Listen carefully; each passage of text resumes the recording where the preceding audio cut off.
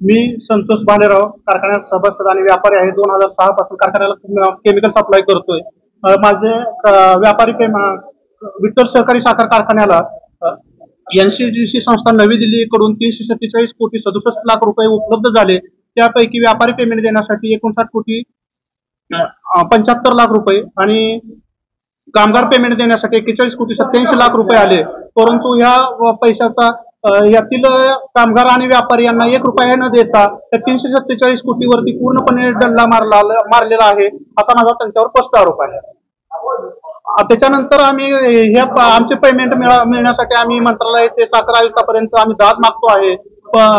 परंतु अद्यापपर्यंत कारखान्याने त्याचा विनियोग कुठे केला त्याची प्रत्येक महिन्याला माहिती देणं बंधनकारक असताना आज पैसे उपलब्ध होऊन 8 महिने झाले तर अद्यापपर्यंत कारखान्याने कुठलाही विनियोगाचा दाखला साखर आयुक्तापर्यंत पोच केलेला नाही. काल मला एक पत्र साखर आयुक्ताचं आलं, त्याच्यामध्ये सुद्धा स्पष्ट उल्लेख आहे अद्यापपर्यंत कारखान्याने आम्हाला विनियोगाचा कुठलाही दाखला दिलेला नाही. अशा प्रकारे कारखान्यात जर ज्या हेड खाली पैसे आले त्या हेड खाली त्या प्रत्येक हेडला पैसे देणं बंधनकारक असताना कारखान्याने 347 कोटी 67 लाख या रुपयावर कारखान्याचे चेअरमन अभिजित पाटील यांनी डल्ला मारलेला आहे, असा माझा स्पष्ट आरोप आहे. 347 कोटी 67 लाख रुपये हे गव्हर्नमेंटकडून आलेल्या पैशावरती जनतेचा पैसा आहे, त्यात पूर्णपणे स्पॅम केलेला आहे. त्यामुळे आम्ही ईडीकडे सुद्धा जाण्याच्या तयारीत आहोत. अभिजित पाटलांना किती वेळा भेटणे त्यांची भूमिका उत्तर आहे. त्यांना मी NCDCचे पैसे येईपर्यंत त्यांना मी भेटतच होतो. वरचेवर पत्र व्यवहार केले. NCDCचे पैसे आल्यानंतर मला पैसे देतो असं त्यांचं वचन होतं, परंतु NCDCचे पैसे आल्यानंतर मला त्यातून पैसे देता येणार नाहीत असं त्यांनी स्पष्ट सांगितलं. त्यानंतर मी 9 दिवस तहसील कचेरी येथे उपोषणला बसलो होतो.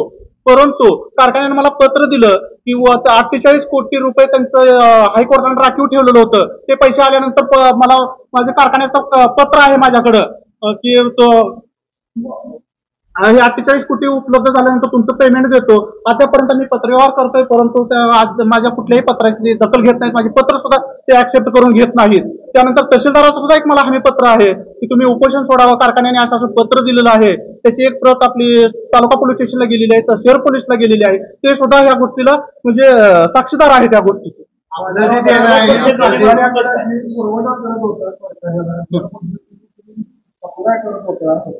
कारखान्याच्या व्यवस्थापनाचं असं म्हणणं आहे की तुम्ही जो सप्लाय दाखवलेला आहे तो बोगस किंवा एक्सेस आहे. कारखान्याची त्या काळातले वेळ कामगार पाहिले तुम्ही पुरवठा केलेला हा एक्सेस आहे, स्वतः पुरवठा दाखवलेला आणि त्यातून तुम्ही ह्या रकमेची मागणी करता. यामागं कुठंतरी कुणाशी हात मिळवणे करून कारखान्याला उघडण्याला पत्र आहे असे त्यांच्याकडून पुरवठा करण्याचा. आपले चेअरमन स्वतःला सहकारातले डॉक्टर म्हणून समजतात. लक्षात घ्या, सहकारातला त्यांचा अभ्यास आहे, त्यांनी त्याचा अभ्यास करावा. लक्षात घ्या, त्या काळामध्ये कुठल्याही सप्लायर कारखान्याची परिस्थिती नसल्यामुळं बाहेरचे सप्लायर होते, कुठलाही सप्लायर माल सप्लाय करत नव्हता. कारखान्याचा सभासद असल्यामुळं लक्षात घ्या, कारखान्याच्या प्रेमापोटी आम्ही सप्लाय केलेला आहे. त्यांनी त्याचं रेकॉर्ड तपासावं. जीएसटीची बिलं दिलेली आहेत, कारखान्यानं जीएसटीचा सेटऑफ घेतलेला आहे. कारखान्यानं इन्कम टॅक्स डिपार्टमेंटला त्याचा दाखला दिलेला आहे. मी इन्कम टॅक्स डिपार्टमेंटला दाखवलेला आहे, जीएसटीला दाखवलेला आहे. तुम्ही कसं काय म्हणू शकता हे बोगस आहे? लक्षात घ्या.